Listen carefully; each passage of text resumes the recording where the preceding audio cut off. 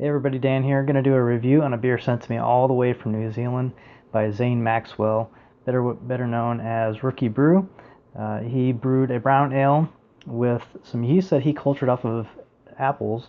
He's been brewing cider with it, and he decided to brew a brown ale, see how it goes, and he very graciously sent me a bottle. Thank you, Zane. I'm really looking forward to trying this beer.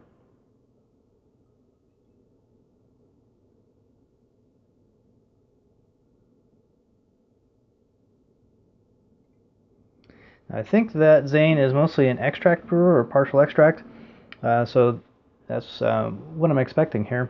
Now this beer, that's a little bit dark in my from my point of view, but it's got a really nice, rich, ruby brown kind of a color to it. A little bit hazy, not too bad. Not much of a head, just a little ring around the glass there. Let's get an aroma with this wild yeast. You know, it smells surprisingly clean. I don't get a whole lot of esters out of it. I'm getting more caramel and bready aromas from the malts. There is a slight sort of an appley ester in there. Get just a hint of roast aroma. But not too much funk. It is a little reminiscent of apples if you're kind of thinking that way, but I've smelled this appley ester in other English ales. It's pretty typical in some of the English ale strains.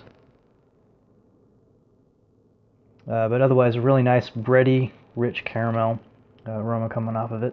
Thank you, Zane. Cheers.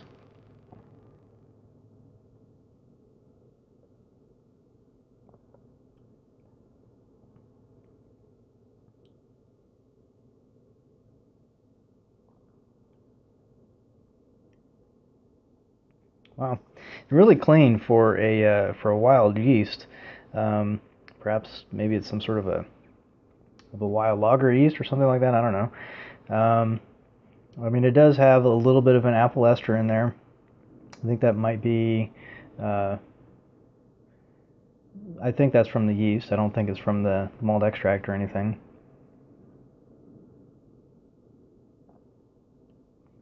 Yeah, on the flavor, you get a lot of kind of a rich toffee kind of caramel malt backbone to the beer.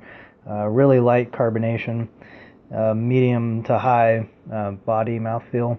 A little bit of an upfront sweetness, and then it finishes with a little bit of a chocolatey, just a hint of a chocolate, a little bit of a sweetness in the finish, but not too bad. Definitely getting some kind of like an apricot, pear, appley kind of ester to it. So this could be, I think, used to make some pretty good English ales. It's not super highly attenuated. I can't get any booze off of it. No alcohol. It's still got a really nice mouthfeel to it. So if you were to tell me that this was a wild yeast, I would never, or if you handed me this beer and didn't tell me what yeast it was fermented with, I would guess it was an English ale yeast, not a wild yeast at all. Very good. I like to see it maybe in a higher gravity version of it. I think you could pull this off. I don't know if the yeast could handle that or not, but you could pull off like a real nice, rich, sweet kind of beer with some oak in it and stuff like that, like a barley wine or something. This yeast would be really nice, like an English barley wine recipe.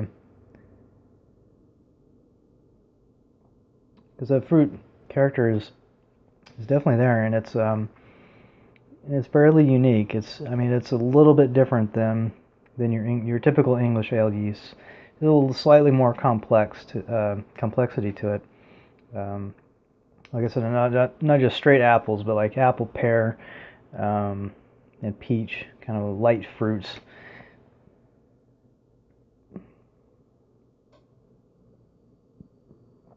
Wow, that's really cool. Beer brewed with wild New Zealand yeast.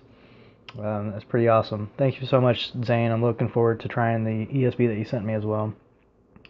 If you haven't checked out Zane's videos, check him out. He does videos pretty regularly, and yeah. So cheers. Thank you for watching.